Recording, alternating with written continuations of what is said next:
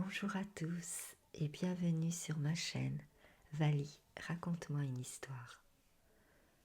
Je vais vous raconter aujourd'hui un conte de Juliette Nothomb, l'écureuil de Moscou. Très belle écoute à tous. Il était plutôt deux fois qu'une un jeune écureuil, ma foi, très agile. Ce petit animal habitait dans un noisetier qui projetait son ombre douce et frémissante sur les murs de bois du Nizba, une cabane posée au pied des monts Oural, au fin fond de la Russie. Toute l'année, il folâtrait dans les branches, joueur, insouciant, étranger au lendemain. Hop, un saut par-ci, une culbute par-là. Tout moment était consacré à s'amuser. Chaque branche était une balançoire, chaque feuille un petit chapeau rigolo, chaque creux de branche une bonne cachette pour faire sursauter ses congénères en leur bondissant dessus par surprise. Cependant, dès l'automne, son instinct d'écureuil se réveillait, comme une fontaine qui se serait rappelé qu'il fallait sortir de terre. Alors, il se sentait investi d'une mission impérieuse, indispensable, urgente et immédiate. Cueillir des noisettes et les stocker pour l'hiver. Parce que cette saison-là en Russie est terriblement longue et affreusement froide. Oh, ce n'est pas qu'un écureuil craigne le gel. Avec sa grosse fourrure rousse et la longue queue dans laquelle il peut s'emmitoufler. La neige et les frimosses, elle fait plutôt rigoler. Non seulement la nature l'a chaudement vêtu, mais en plus, avec tout le sport qu'il fait en s'éclatant dans les branches, saupoudrées de blanc, il n'a pas le temps de ressentir le froid. Quand arrive enfin le printemps, c'est à peine s'il remarque la différence. Genre, ah bon, l'hiver est déjà fini. Je ne m'en étais même pas rendu compte. Non, le problème de l'hiver, pour les écureuils comme pour les autres animaux, c'est la nourriture. À part des boules de neige qu'on peut sucer comme de la crème glacée, on ne trouve plus rien à manger. Heureusement, chez les écureuils, l'instinct est très bien organisé. Ils inspectent les noisettes sur l'arbre, et dès qu'elles sont bien dorées, bien mûres et appétissantes, ils en cueillent des tas. Ensuite, ils les enterrent afin de les manger quand la neige aura recouvert la forêt taïga comme une couette épaisse. Jusque-là, vous serez d'accord que les écureuils sont malins et prévoyants. Malheureusement, rien n'est parfait sur Terre. En effet, là où ça coince, c'est que les écureuils très forts en sport et sachant facilement creuser le sol grâce aux griffes efficaces de leurs pattes avant, ont en revanche une mémoire pire qu'un poisson rouge. Ils cueillent une noisette, la descendent par terre, creusent un petit trou, balancent le fruit dedans, puis remettent la terre par-dessus. 2 secondes plus tard, ils l'ont déjà oublié. Ils ont oublié l'endroit où ils ont plaqué leur trésor, planqué leur trésor. Bon, ils ne sont pas fous. Comme ils sont conscients d'avoir une mémoire comme une passoire, ils enterrent des centaines, des milliers de noisettes. Comme cela, ils sont tranquilles. Ils finiront bien par les retrouver en creusant à gauche et à droite. Ça s'appelle le calcul des probabilités, ce qui veut dire que plus on enterre de noisettes, plus on a de chances d'en trouver dès qu'on cherche n'importe où. Donc ce système ne marche pas si mal, mais pourrait aller mieux. Notre héros écureuil, lui, était perfectionniste. Il voulait se battre contre cette faiblesse. J'ai une mauvaise mémoire. Ce n'est pas une fatalité. Je n'ai qu'à faire des efforts pour mieux retenir les endroits de mes cachettes. Cet écureuil avait, une nuit, écouté un vieil hibou très sage qui ululait. La mémoire, c'est comme des pattes, c'est comme des ailes. Ça s'exerce à la façon d'un muscle. Si on ne la fait pas fonctionner régulièrement, on ne retient rien. Essayez donc de voler ou courir, après des jours et des jours passés à dormir. Vous n'y arriverez plus, vous vous cassez la pipe. Pour la mémoire, c'est la même chose. Il ne faut jamais cesser de s'entraîner. D'accord, cet oiseau, comme tous les vieux, radotait un peu, mais le fond de son discours était tout à fait vrai. Notre écureuil décida alors de partir en voyage, à la recherche d'un professeur de mémoire. Parce que le hibou, lui, était trop âgé et fatigué, il avait besoin de dormir après cette leçon.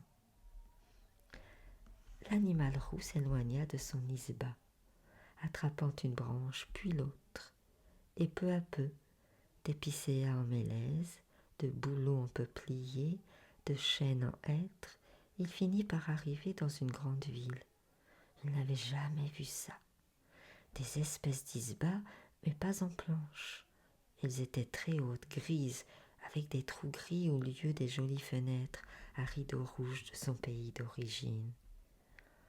Au centre de cette ville, il y avait tout de même de jolis isbas, avec des toits comme des bulbes de jonquilles ou de coquelicots, pas encore ouverts, mais promettant des fleurs éclatantes. Allons en cette direction, décida notre écureuil, qui se dit puisque c'était beau, c'était évidemment là-bas qu'il fallait se rendre. Au pied d'une de ces drôles d'isbas champignons, au chapeau multicolore, il trouva un être humain qui lui tendit 2 ou 3 drôles de noisettes. « Mais qu'est-ce qu'un écureuil fait à Moscou ?»« Tiens, ce sont des cacahuètes, » lui dit le gentil monsieur. L'écureuil, qui n'avait presque rien mangé depuis son départ, mourait de faim et ne se fit pas prier. Dès qu'il fut repu, il s'endormit. Quand il s'éveilla, il était dans une pièce très sombre, avec juste un petit soupirail qui donnait sur un trottoir et ne laissait passer qu'un filet de lumière, souvent obscurci par les pieds des passants. Avec son intelligence d'écureuil, il comprit que les cacahuètes avaient été trempées dans un somnifère et qu'à présent il était prisonnier. Le monsieur entra dans la pièce. « Alors, t'as fini de roupiller, espèce de bestiole ? Va falloir mériter ta nourriture maintenant. Tu vas bosser pour moi. » Notre écureuil fut très déçu. Ce gentil humain s'était transformé en grosse brute qui lui parlait mal. Pendant des semaines, on l'entraîna comme un sportif.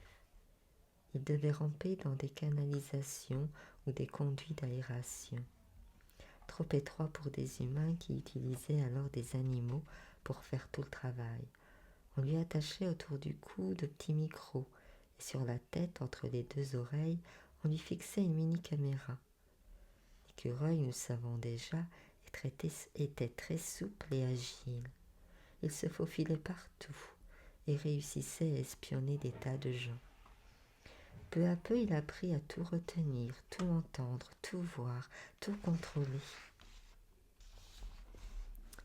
Devenu émérite indispensable, il recevait des tas de missions.